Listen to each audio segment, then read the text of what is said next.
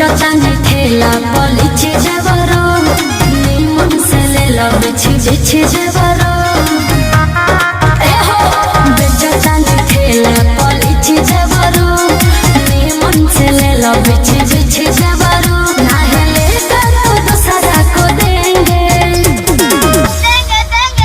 अरे चुप रहो अरे फिर कौन लेंगे लेंगे भौजी लेंगे लेंगे क्या है हमके दिखावा तारू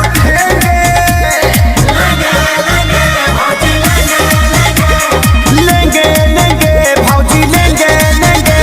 बाबू तनी नाग धुन बजाओ अफ्रीकन स्टाइल में नाचे के बा।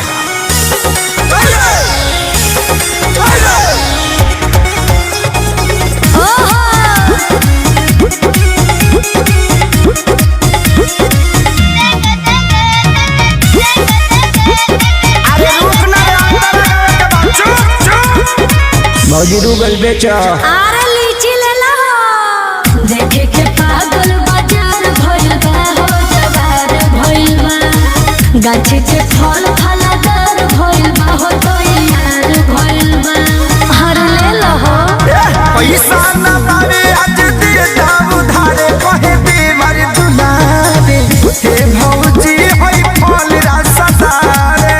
अच्छा कूदे जैसे बेंगे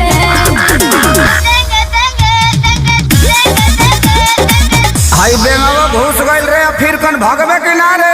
लेंगे लेंगे भौजी लेंगे लेंगे हम तो खैला बिना नागी लगेंगे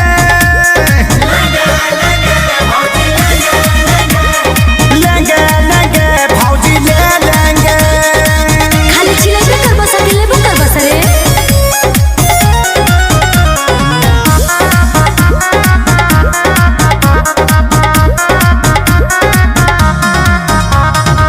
जल्दी से ले लो ना तो कम हो जाए हो खत्म हो जाए। अच्छा बड़ा कम जोर तो निदम हो जाए बॉडी बम हो जाए।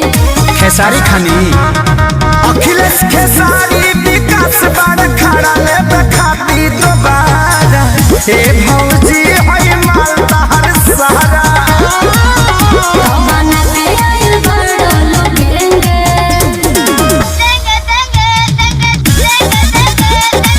चुप हो जाना तो जहाँ साइज बड़ी वही भेज दे। लेंगे